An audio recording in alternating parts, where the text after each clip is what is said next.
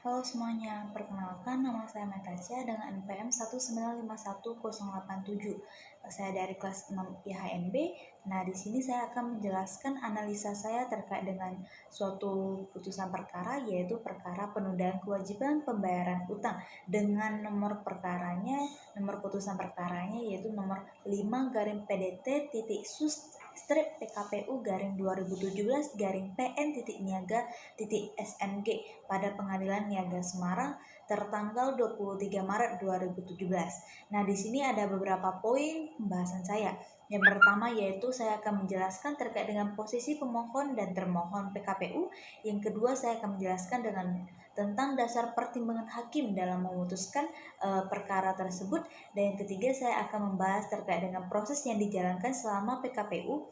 Dan keempat saya akan menjelaskan poin-poin gap ataupun ketidakadilan di dalam kasus tersebut. Dan terakhir saya akan memberikan pendapat saya terkait dengan urgensi perubahan hukum yang perlu dilakukan berdasarkan analisa saya yang akan saya jelaskan.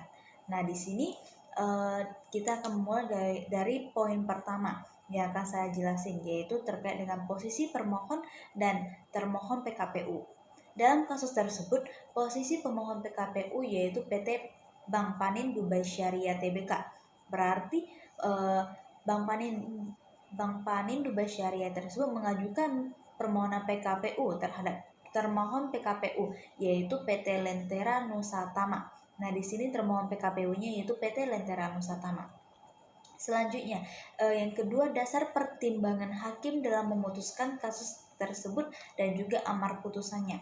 Di sini, dasar pertimbangan hakim terlebih dahulu akan saya jelaskan. Yang pertama, hakim menimbang bahwasannya apabila berdasarkan pada ketentuan pasal 1 dan pasal 2 Kepres RI nomor 97 tahun 1999, maka wilayah hukum ataupun yurisdiksi pengadilan niaga pada Pengadilan Negeri Semarang meliputi wilayah Provinsi Jawa Tengah dan Daerah Istimewa Yogyakarta dan berpedoman pada alamat dari pemohon yang berkedudukan di Jakarta, sedangkan termohon yang beralamat di Kota Surakarta, Provinsi Jawa Tengah. Maka pada hakikatnya secara umum Pengadilan Niaga pada Pengadilan Negeri Semarang berwenang untuk mengadili dan memeriksa perkara niaga yang berkait dengan pihak-pihaknya sebagaimana dimasukkan di atas.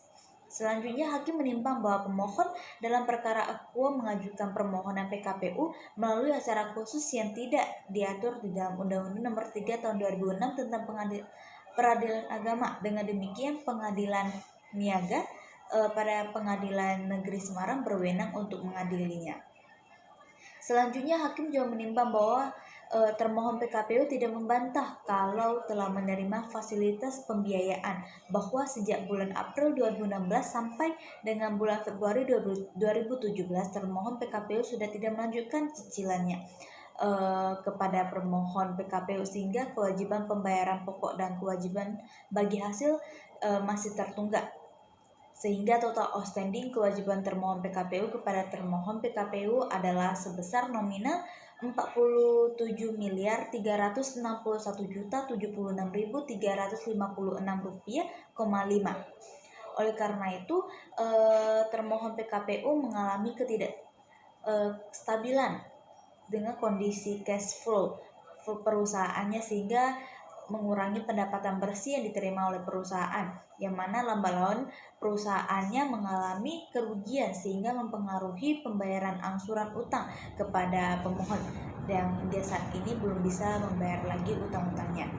Namun termohon mempunyai komitmen untuk melunasi utang-utangnya tersebut jika diberikan penundaan pembayaran utang. Namun jumlah yang diberikan atau didalilkan oleh pemohon tersebut terlalu besar dan tidak manusiawi menurut termohon. Dan di samping itu, termohon telah membenarkan bahwa termohon di samping mempunyai utang kepada pemohon juga memiliki utang kepada pihak-pihak lainnya, dan utang-utang tersebut juga telah jatuh tempo dan dapat ditagih. Dan atas dasar tersebut termohon memohon penundaan kewajiban pembayaran utang yang diajukan oleh pemohon agar dapat dikabulkan. Nah, selanjutnya hakim juga menimbang bahwasannya pemohon telah mengajukan bukti, yaitu berupa bukti P1 hingga dengan P19 dan juga mengajukan 2 orang saksi yang bernama Novi Mia Fatmarika dan juga Muhammad Yogi Suryo Swasono yang memberikan keterangan di bawah sumpah. Selain itu, termohon juga mengajukan bukti, yaitu yang dibuktikan dengan T1 hingga dengan T9, sedangkan termohon tidak mengajukan bukti saksi. Selanjutnya, hakim juga menimbang bahwa oleh karena permohonan PKPU diajukan oleh pemohon yang dalam hal ini dikuasakan kepada kuasanya adalah para advokat, sehingga dengan demikian telah memenuhi ketentuan di dalam pasal 7 ayat 1 Undang-Undang Nomor 37 Tahun 2004 tentang Kepailitan dan PKPU, dan telah memenuhi ketentuan dalam pasal 224 ayat 3 Undang-Undang Nomor 37 Tahun 2004 tentang Kepailitan dan PKPU, yaitu permohonannya telah ditandatangani oleh pemohon dan juga advokatnya.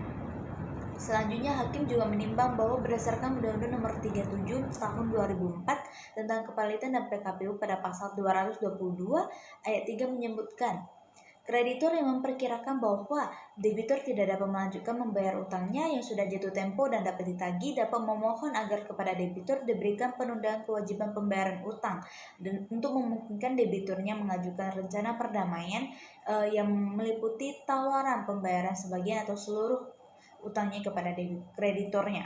Nah, hakim juga menimbang bahwa esensi PKPU adalah memberikan kesempatan kepada debitur untuk menyelesaikan pembayaran utangnya kepada krediturnya dengan mengajukan perdamaian. Apabila tidak tercapai perdamaian, maka konsekuensinya debitur akan dinyatakan dalam keadaan pailit. Selanjutnya, hakim juga menimbang bahwa dengan demikian semestinya persyaratan PKPU harus pula memperhatikan ketentuan persyaratan putusan pailit yang ditentukan dalam pasal 2 ayat 1 Undang-Undang Nomor 37 Tahun 2004 tentang Kepailitan dan PKPU yang menyebutkan debitur yang mempunyai 2 atau lebih kreditur dan tidak membayar lunas sedikitnya satu utangnya telah jatuh waktu dan dapat ditagih baik atas permohonannya sendiri maupun atas permohonan satu atau lebih krediturnya. Nah, hakim juga menimbang bahwa berdasarkan uraian pertimbangan hukum sebagaimana tersebut di atas, majelis hakim berpendapat permohonan PKPU dari pemohon telah memenuhi ketentuan dalam pasal 222 ayat 1 ayat 3 Undang-Undang Nomor 37 Tahun 2004 tentang Kepailitan dan PKPU, sehingga berdasarkan pasal 225 ayat 3 dan ayat 4 Undang-Undang Nomor 37 Tahun 2004 tentang Kepailitan dan PKPU sementara beralasan hukum untuk dikabulkan dan paling lama 45 hari terhitung sejak putusan PKPU sementara ini ditetapkan dengan ketentuan waktu dan tempat sebagaimana disebutkan dalam amar putusan nantinya. Nah, selain itu, hakim juga menimbang bahwa dengan dikabulkannya PKPU sementara, maka majelis hakim harus menunjukkan hakim pengawas yang berasal dari hakim niaga pada Pengadilan Negeri Semarang yang namanya akan disebutkan dalam amar putusan, dan di samping itu juga akan mengangkat pengurus yang bersama-sama dengan debitur mengurus harta debitur, yaitu pemohon PKPU mengajukan nama pengurusnya sebagai berikut. Yang pertama, Dr. Bernard Nainggolan SHMH, kurator dan pengurus yang terdaftar di Kementerian Hukum dan HAM Republik Indonesia. Yang kedua yaitu Ronald M. Aritonang SH, kurator dan pengurus yang terdaftar di Kementerian Hukum dan HAM Republik Indonesia dengan surat bukti pendaftaran kurator dan pengurus.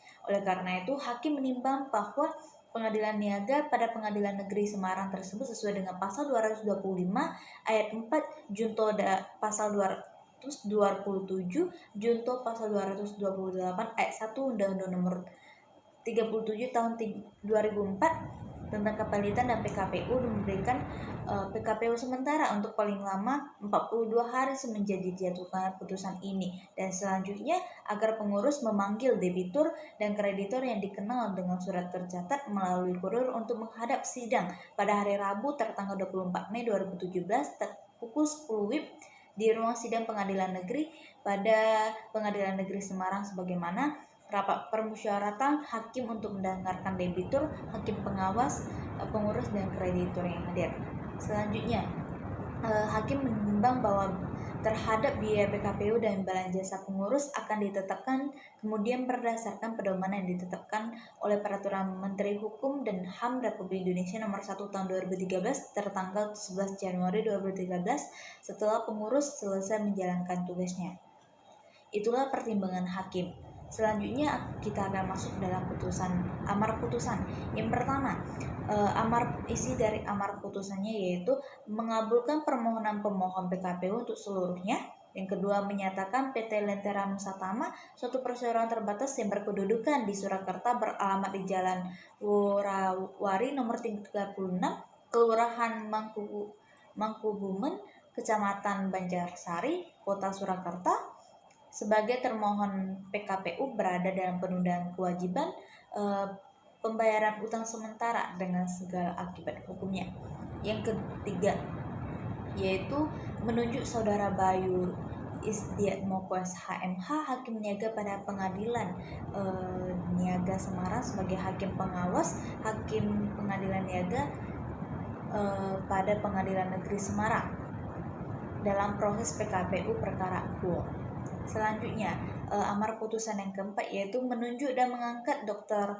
Bernard Nainggolan SHMH, kurator dan pengurus yang terdaftar di Kementerian Hukum dan HAM Republik Indonesia dengan surat bukti pendaftaran kurator dan pengurus, serta yang kedua yaitu Ronald M. Aritonang SH, kurator dan pengurus yang terdaftar di Kementerian Hukum dan Hak Asasi Manusia Republik Indonesia dengan surat bukti pendaftaran kurator sebagai kurator. Yang kelima yaitu menetapkan bahwa sidang permusyawaratan Majelis Hakim tentang penundaan kewajiban pembayaran utang sementara yaitu pada hari Jumat tanggal 26 Mei 2017 pukul 10 WIB bertempat di Pengadilan Niaga pada Pengadilan Negeri Semarang di Jalan Siliwangi. Selanjutnya yang keenam yaitu memerintahkan kepada tim pengurus untuk memanggil termohon penundaan kewajiban pembayaran utang atau PKPU atau debitur dan kreditur yang dikenal dengan surat tercatat melalui kurir agar datang pada hari sidang yang telah ditetapkan. Selanjutnya, menetapkan biaya pengurusan dan imbalan jasa bagi tim pengurus akan ditetapkan kemudian setelah penundaan kewajiban pembayaran utang berakhir. Selanjutnya, menghukum kepada termohon untuk membayar biaya perkara yang timbul yaitu sebesar Rp1.113.000. Itulah amar putusannya. Selanjutnya, saya akan menjelaskan terkait dengan proses yang dijalankan selama perkara PKPU tersebut.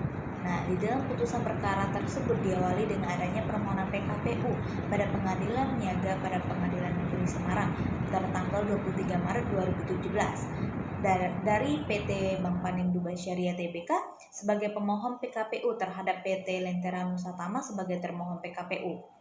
Nah, di sini pemohon PKPU sebagai bank telah memberikan fasilitas pembiayaan dengan konsep syariah kepada termohon PKPU pada tahun 2014.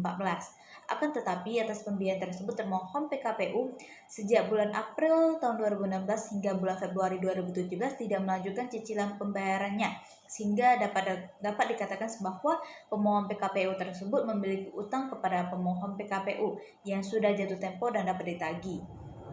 Yang apabila dihitung keseluruhannya yaitu sebesar Rp47.361.076.356,5. Nah, di sini pemohon PKPU telah melakukan somasi atau peringatan sebanyak 3 kali terhadap termohon PKPU sesuai dengan hal-hal dan alasan hukum sebagaimana yang dimasukkan dalam pasal 222 ayat 3 Undang-Undang Kepalitan dan PKPU.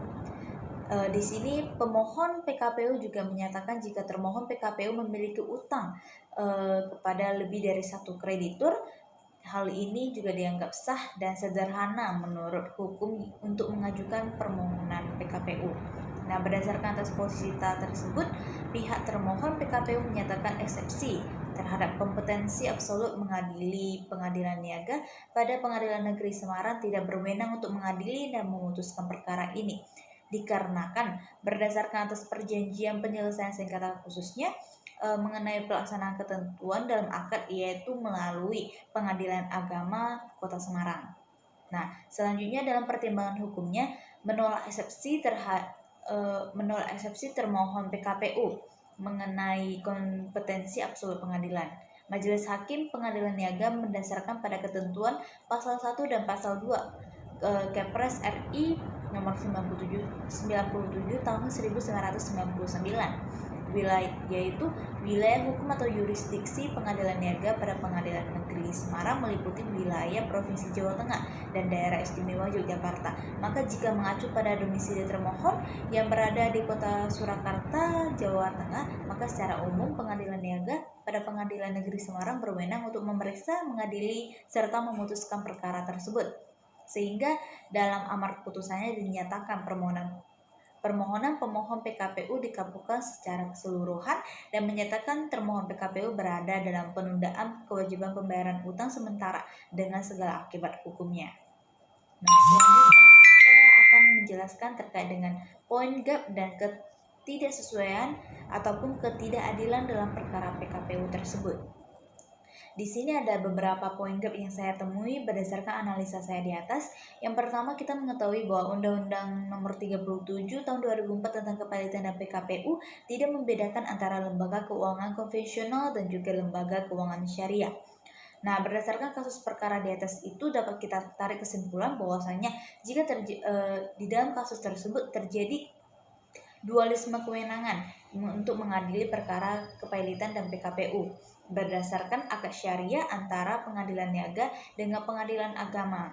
Nah, jika berpegang pada asas lex specialis derogat lex generalis, yaitu suatu asas yang menyatakan bahwa hukum yang bersifat khusus mengesampingkan hukum yang bersifat umum, maka Perma nomor 2 tahun 2008 ditinjau dari fungsinya adalah sebagai peraturan yang bersifat khusus terhadap segala peraturan umum mengenai ekonomi syariah dan segala hal ihwal yang bersinggungan dengan lembaga keuangan yang digunakan dalam akad-akad syariah. Nah, keberadaan perma ini dilahirkan untuk merespon kewenangan absolut kepada pengadilan agama untuk mengadili dan menyelesaikan sengketa ekonomi syariah. Nah, seharusnya dalam kasus tersebut Majelis Hakim Pengadilan Niaga Kota Semarang menyatakan tidak menerima permohonan PKPU pemohon tersebut, atau seharusnya mengabulkan eksepsi termohonan PKPU mengenai kewenangan absolut, dikarenakan akan mengaburkan esensi dari perkara itu sendiri dan menimbulkan ketidaksesuaian dalam penyelesaian perkara itu sendiri. Yang sudah jelas akad dilakukan secara sistem syariah, sementara penyelesaian permasalahan tersebut dilakukan dalam lingkungan peradilan yang tidak menggunakan aturan ataupun asas-asas syariah. Nah, selanjutnya dengan tercampur aduknya kedua konsep di atas tersebut pastinya akan membawa konsekuensi hukum, yaitu di mana konsep pembiayaan syariah akan tereduksi ke dalam konsep utang piutang konvensional dan tidak menutup kemungkinan akan terjadinya praktik pengambilan bunga di setiap utang piutang yang telah jatuh tempo tersebut, karena hukum penyelesaian sengketa yang dijadikan pegangan oleh hakim pengadilan niaga adalah berdasarkan aturan perdata umum. Nah, selanjutnya kewenangan mengadili perkara kepilitan dan PKPU pada lembaga keuangan syariah dalam perkara permohonan PKPU di atas yang tadi saya jelaskan seharusnya adalah mutlak menjadi kompetensi Pengadilan Agama Kota Semarang dan bukan Pengadilan Niaga pada Pengadilan Negeri Kota Semarang. Itu adalah pendapat saya mengenai analisa saya, yaitu poin-poin gap ataupun ketidakadilan dalam perkara tersebut. Nah, selanjutnya pendapat yang saya berikan terkait dengan urgensi perubahan hukum yang perlu dilakukan dengan analisa di atas, yaitu menurut pandangan saya berdasarkan analisa di atas tadi, menurut pandangan saya perlu diadakannya pertimbangan dalam membuat dan menetapkan pengaturan PKPU dalam Undang-Undang Kepalitan dan PKPU, khususnya terkait dengan permasalahan pemisahan kewenangan dalam mengadili perkara mengenai kepalitan dan PKPU pada lembaga syariah dan didasarkan atas akad syariah agar menjadi kewenangan dari pengadilan agama, dan membuat perma khusus yang mengatur tentang kepalitan dan PKPU syariah supaya kedepannya tidak terjadi tumpang tindih peraturan seperti dalam kasus di atas tersebut. Nah, selain itu di dalam Undang-Undang Nomor 37 Tahun 2004 tentang Kepalitan dan PKPU juga perlu dilakukannya suatu perubahan, yaitu perlu dibuatkan perbedaan atau pembedaan di antara lembaga keuangan secara konvensional dan juga lembaga keuangan syariah agar kedepannya menjadi jelas dan tidak tumpang tindih dalam penggunaan peraturannya tersebut. Demikianlah analisa saya dan juga penjelasan saya terkait dengan perkara tersebut beserta pendapat yang saya berikan terkait dengan analisa perkara tersebut. Sekian penjelasan saya, terima kasih.